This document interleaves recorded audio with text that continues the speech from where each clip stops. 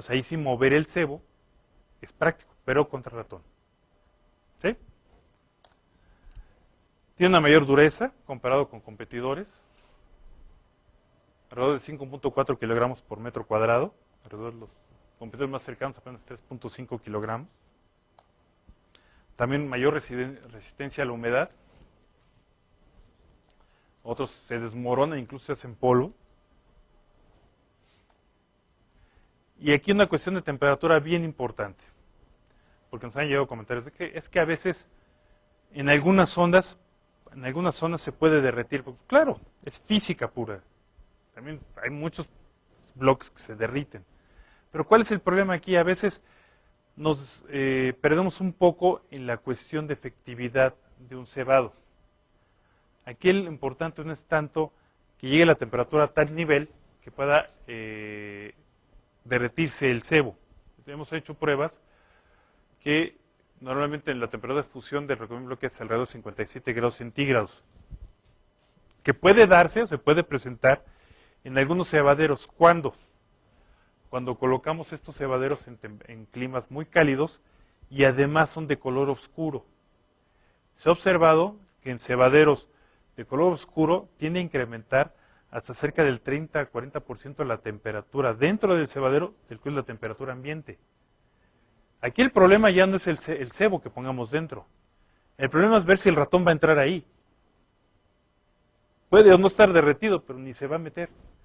Siempre recomendamos entonces, afortunadamente ya los hay en el mercado, utilizar en exteriores y en estas condiciones cebaderos de color claro.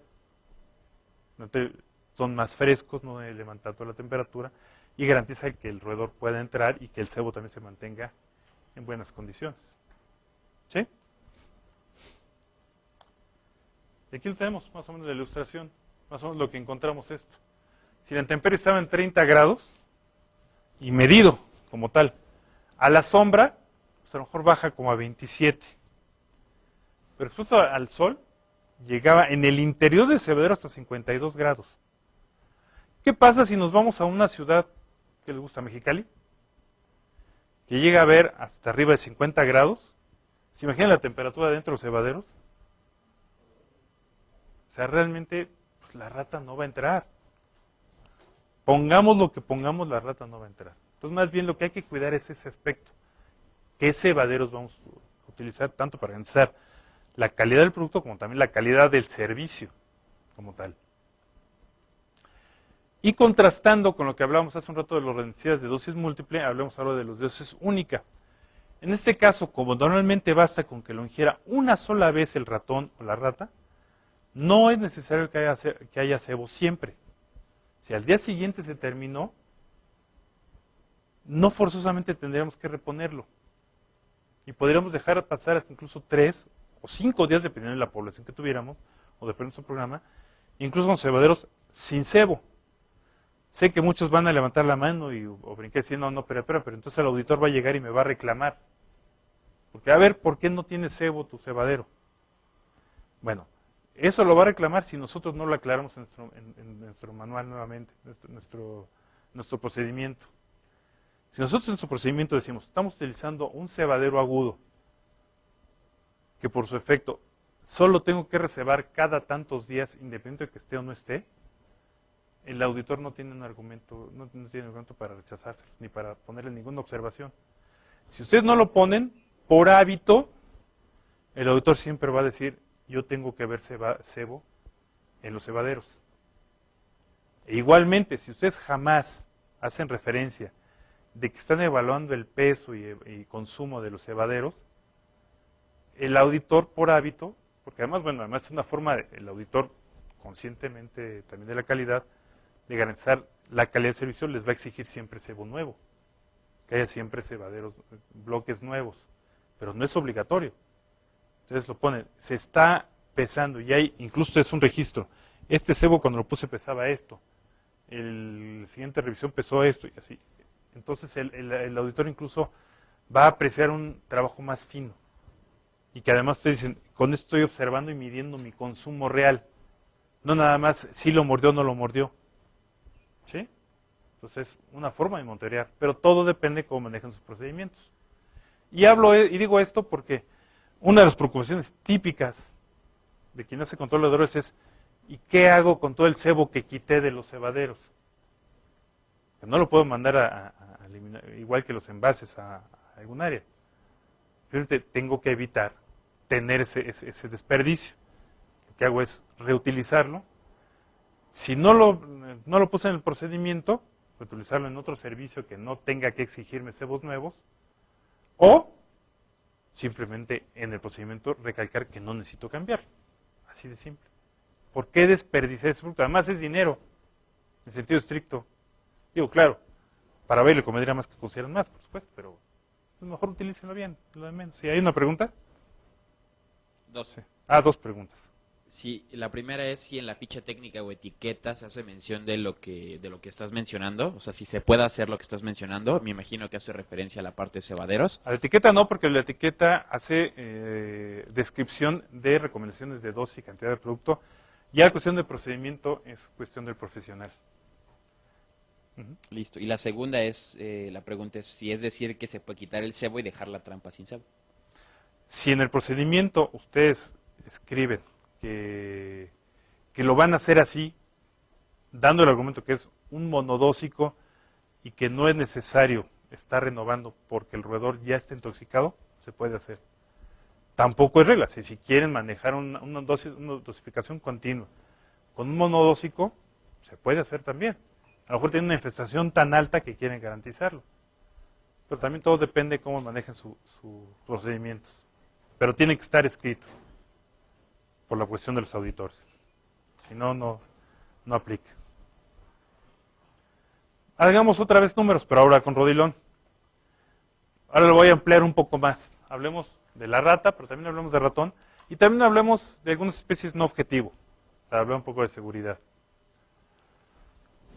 Cada especie tiene su DL50 diferenciado. Recuerden ustedes, quizás los que nos están oyendo ahora en línea, que la DL50 es aquella dosis en la cual se determina que más o menos la mitad de una población puede resultar intoxicada. En ese caso, de las especies que tenemos aquí. Recuerden que DL50 no forzosamente es la mitad de DL100, porque normalmente va de manera exponencial. Entonces, la DL50 a veces, a lo mejor, es el 80% ya de lo que tendría que ser la DL100, por eso es una buena referencia, la DL50. Dosis letal 50%. Y es diferente, como ustedes pueden ver, por kilo. En el caso de la rata, está 0.56 miligramos por kilo de rata. Ya sabemos que no hay ratas de 1 kilo. Pero si pudiéramos ver una rata de 1 kilo, necesitaría 0.56 miligramos. De ratón, 1.29. Es un poco menos susceptible. Recuerden que mientras el número está más grande, hay menor susceptibilidad. En el perro necesita 4 miligramos por kilo. Y el gato necesita 16 miligramos por kilo de gato. Entonces, como ven, la susceptibilidad está bien diferenciada. Vamos a verlo en cantidad de rodilón. Una rata basta con que se coma 7.8 gramos.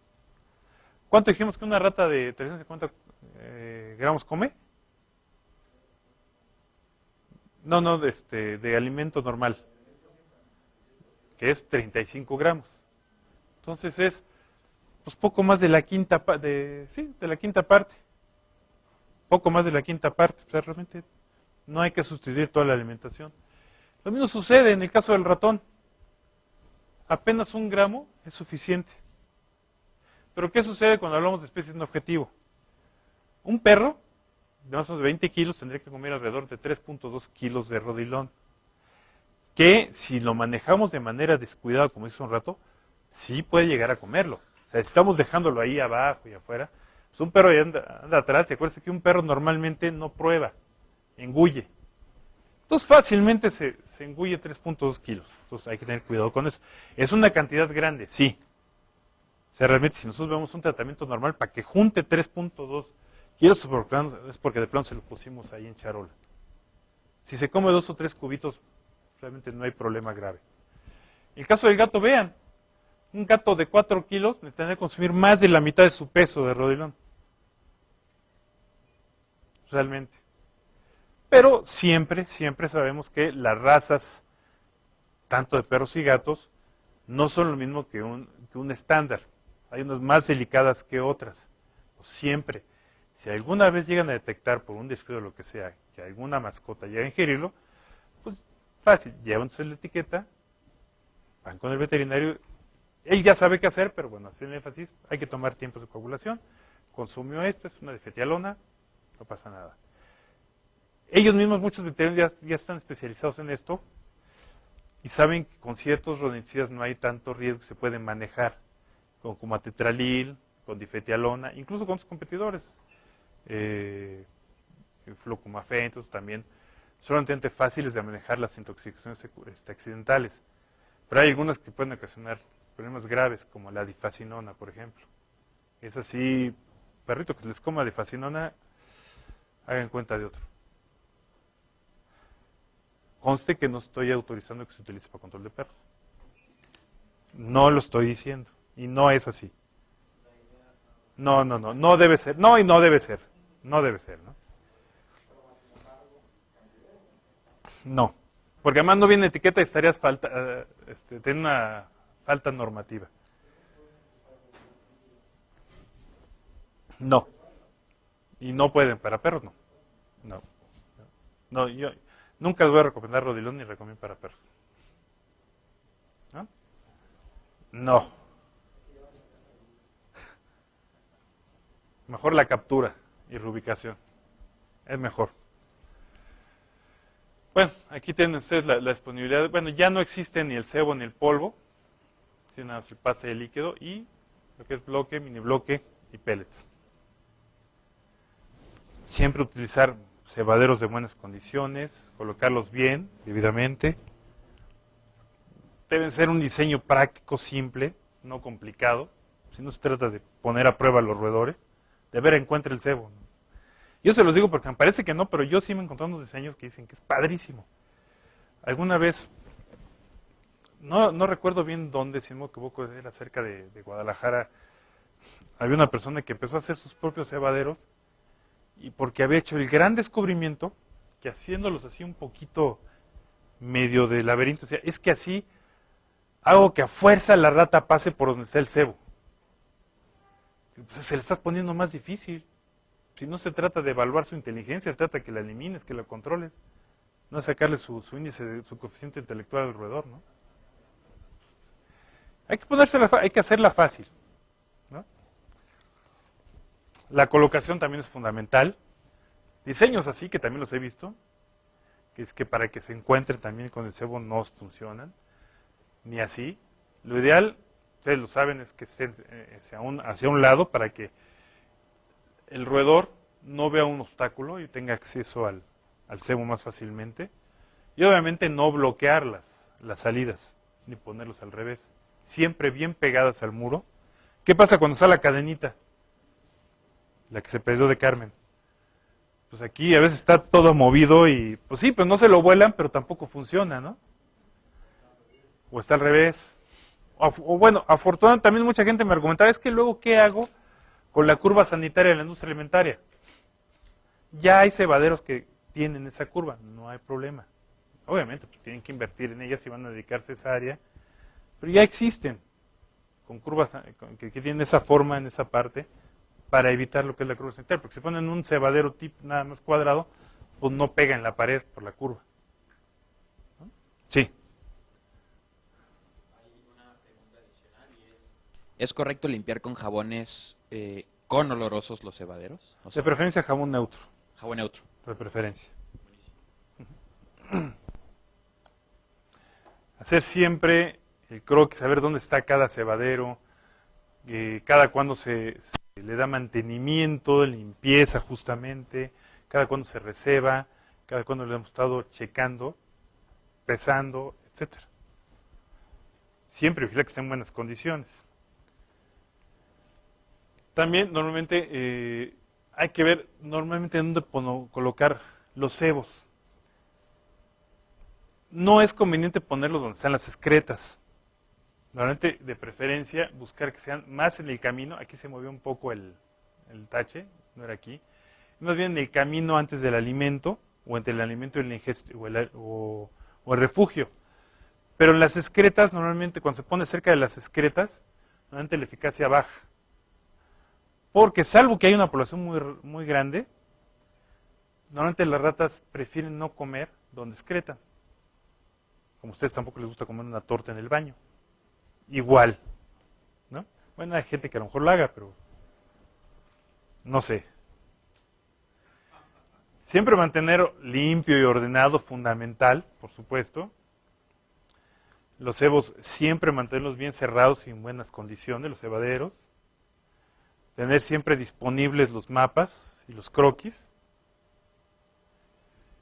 Y estos puntos así generales que vale la pena recordar en el control de roedores. Determinar dónde están las rutas y nidos, hacer claramente un mapeo, o sea, incluso hasta con flechitas, ¿no?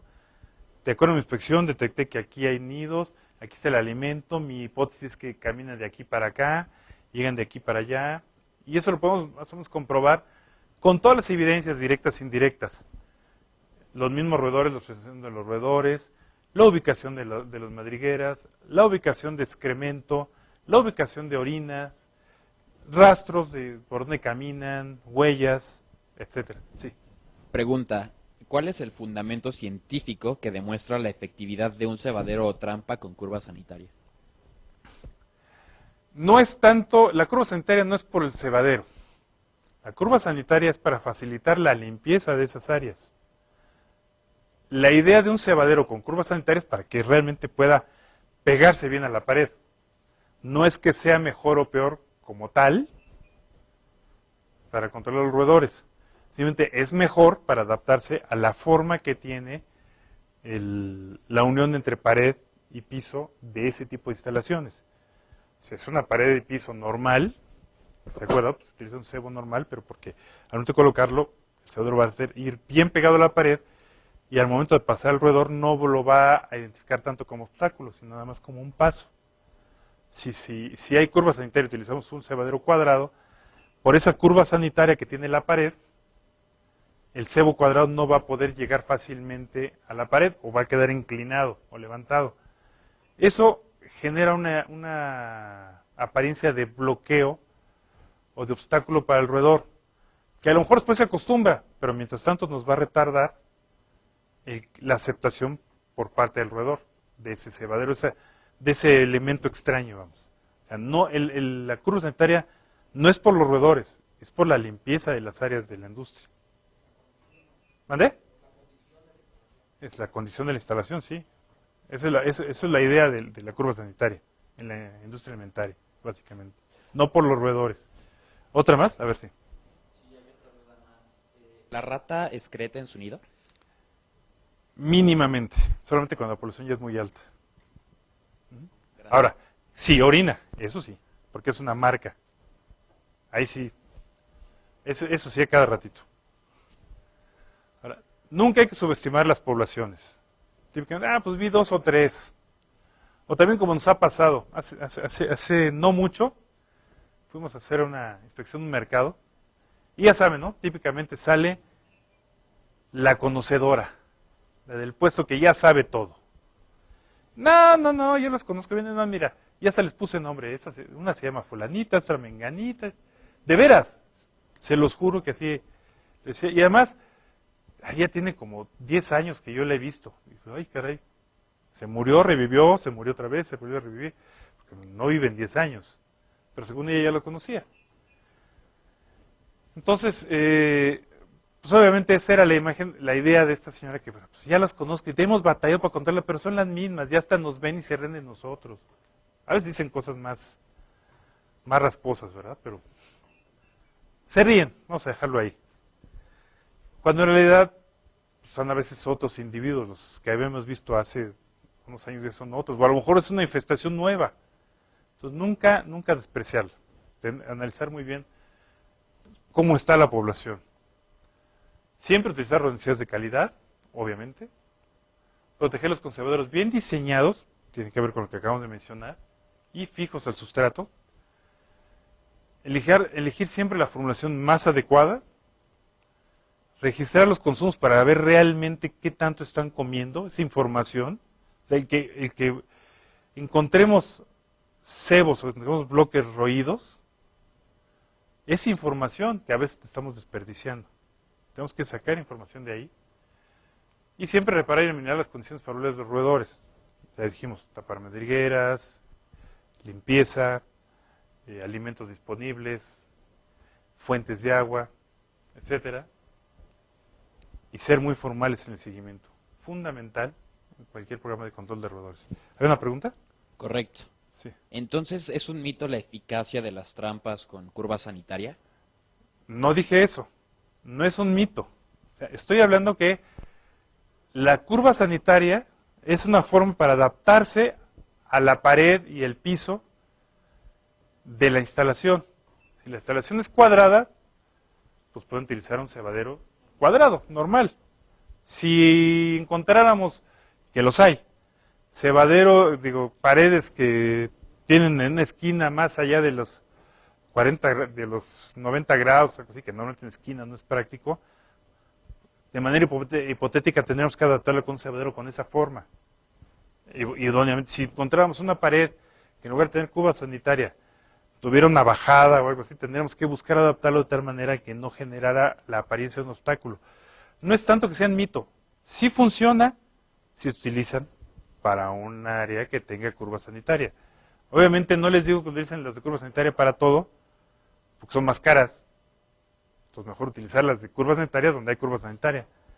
Los que no tienen esa forma de curva sanitaria, pues utilizarlos en las demás áreas.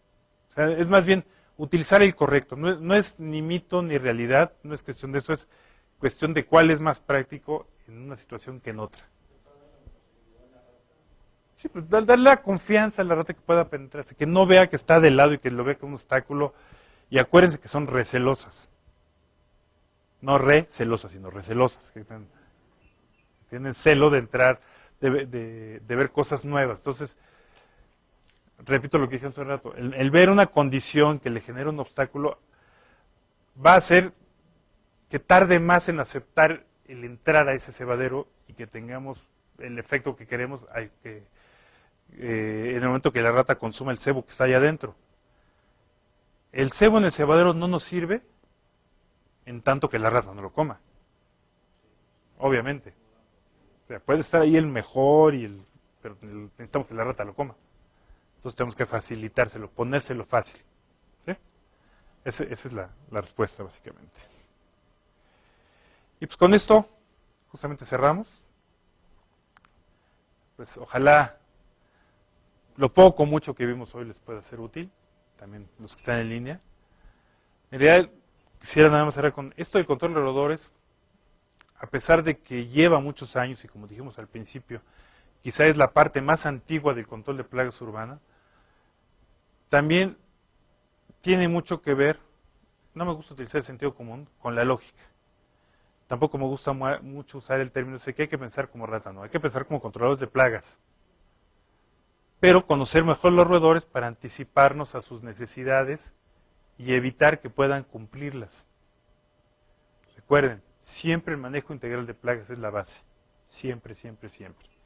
No solamente 1 o 2 métodos.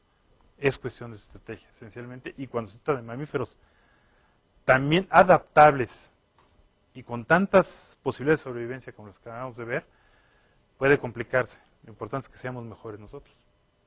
¿Sí? Pensar como humanos. Y pues muchas gracias.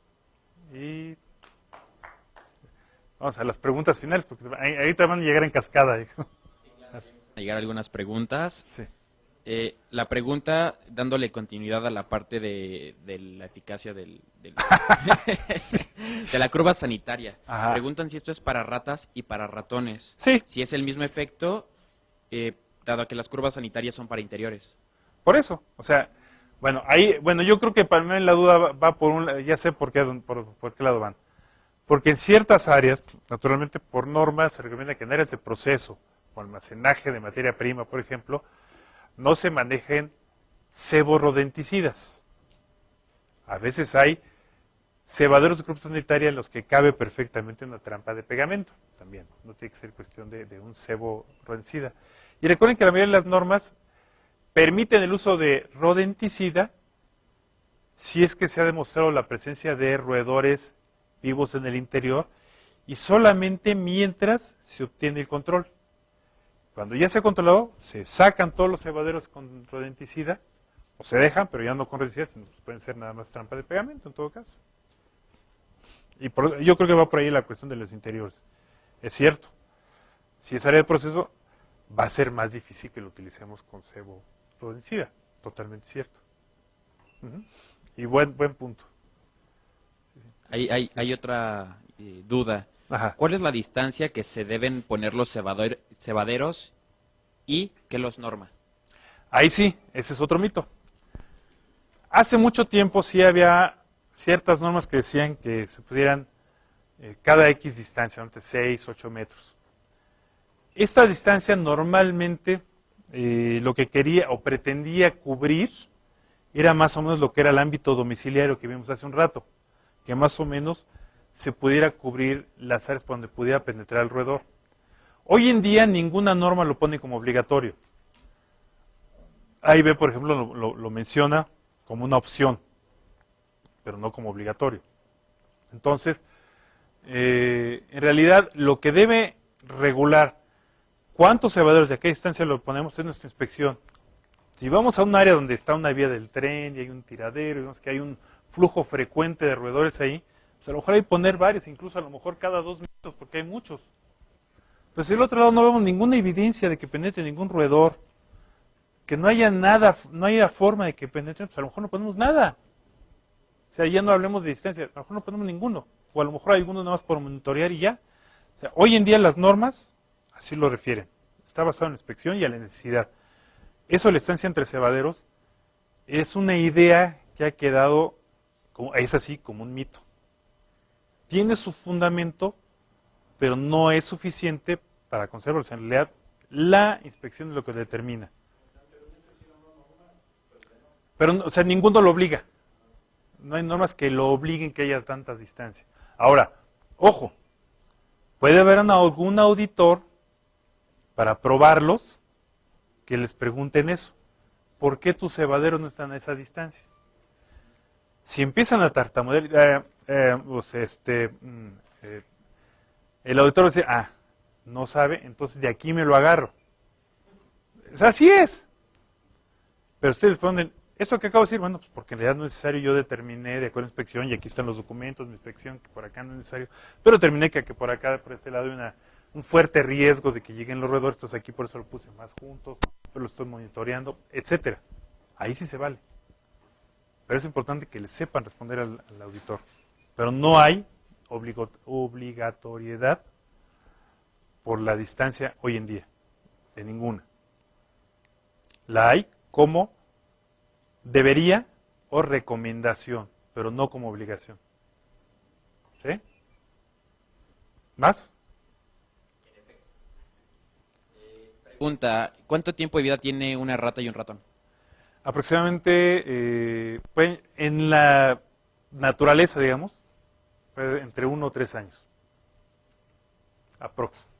Obviamente es un estimado. En vida libre es más difícil.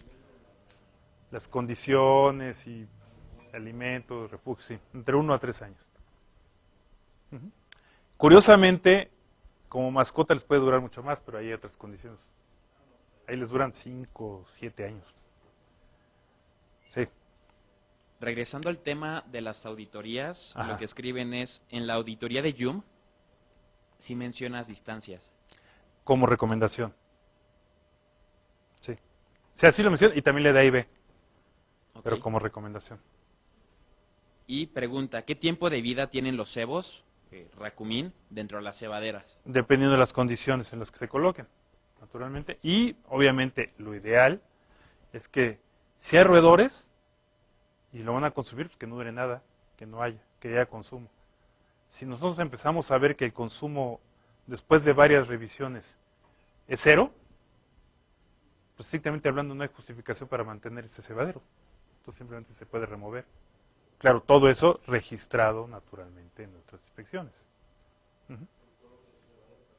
Y el color, bueno, el tipo de color cebadero es lo que hablamos hace un rato, ¿no? Y la temperatura la que puede haber. Pero vamos, dicho de otra manera es, lo ideal cuando ponemos un cebo es para que la rata se lo coma, no para que se quede ahí. Si se queda ahí es porque a lo mejor no era el lugar idóneo para ponerlo. ¿Ah? Sí. ¿Ya? Pues bueno, muchas gracias.